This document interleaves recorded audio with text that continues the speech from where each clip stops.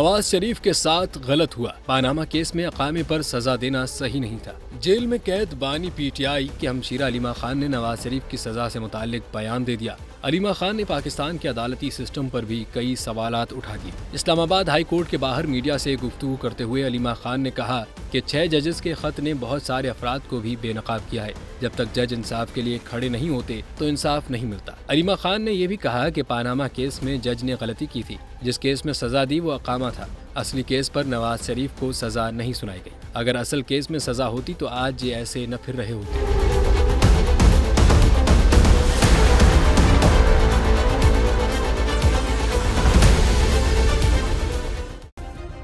Subscribe करें और bell दबाएं ताकि कोई खबर रह न जाए।